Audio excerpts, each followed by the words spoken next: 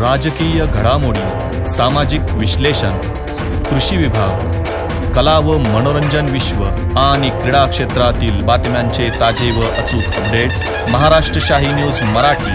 बातमी मागची बातमी, शोध सत्याचा।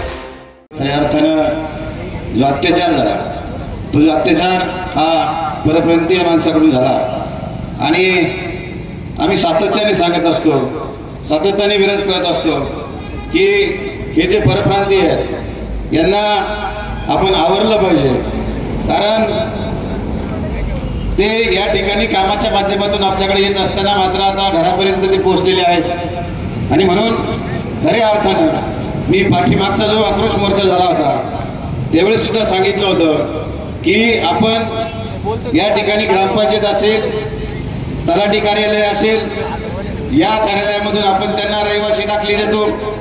त्याचप्रमाणे अलीकडच्या कालखंडामध्ये अगदी रेशन कार्ड सुद्धा त्यांना प्राप्त झालेली आहेत आणि म्हणून हे थांबवणं अतिशय गरजेचं आहे। ग्रामपंचायत असेल, तलाठी कार्यालय असेल, त्या ठिकाणी रहिवासी दाखले दिले जातात, रेशन कार्ड दिले जातात, त्यानंतर ते मतदान कार्ड सुद्धा ते तयार करून घेतात, आधार कार्ड तयार करून घेतात। आणि म्हणून खरं तर आपण सावध झालं पाहिजे, कारण हे केल्याशिवाय ते वठणीवर येणार नाही आणि तो जो प्रकार झाला अतिशय निंदनीय आहे।